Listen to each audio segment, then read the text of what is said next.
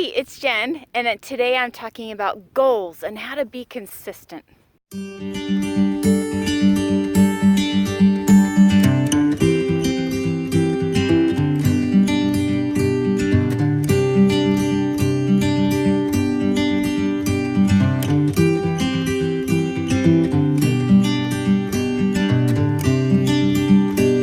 So we're coming up on a new decade, and I get so excited thinking about goals. I'm totally a goal setter, goal go getter. I love it. It brings so much energy to me, and I love fresh starts. We're getting ready to start a new decade, and it's just like so exciting. But if you're someone, and I've been like this too, if you're someone who starts out with a lot of momentum, then finds yourself dropping off, and by the end of the year you can't even remember what your goals were, this is for you. So I've explained in some of my videos before the process that we go through when we return to old behaviors, and there's a really good reason for it. Our mind likes to be comfortable. We're comfortable with the predictable, with the comfortable, with the safe, with the known. And when we start doing something new, we have to recruit some new skills to get into that foggy place that is completely unfamiliar.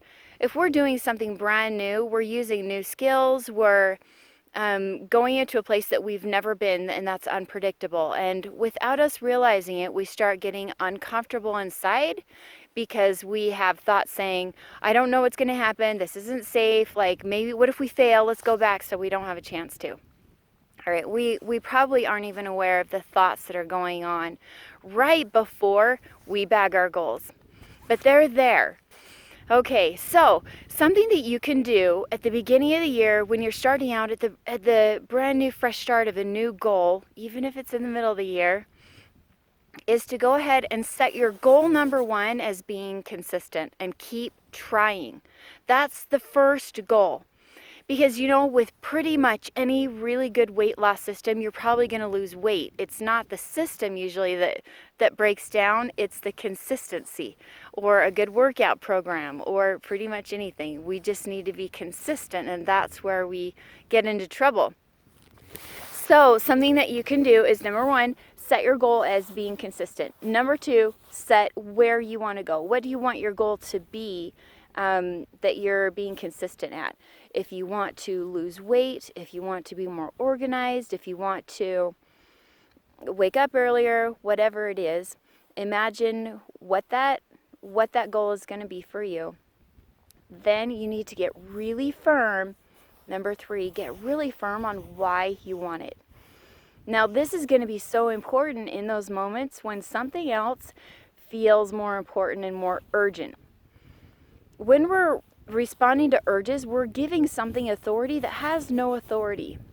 Something that we want right now just to satisfy something, like that urge for that cookie, or that urge to sleep in, or the urge to buy that piece of clothing that isn't in our budget, whatever it is. We give an urge authority, and we want to remember long term, what are we doing? We need to connect it with a very strong emotion. See that reason so clearly in your mind. Feel it all through your body. Because when you're faced with something that competes with that goal, you're going to have a very strong emotion attached to it. An emotion of, I want that right now. And it's going to feel so good. And it's going to taste so good. And it's going to look so good. All those things, you're competing with those strong emotions. So go ahead and find a deeper emotion. Like, imagine being able to play with your kids when you lose that weight, and how wonderful and free it's going to feel. Be able to feel that deep inside you so that you have something to refer back to emotionally, because that's what it's all about. It's how we're going to feel when we get there. So that's where you need to focus, is on your feelings.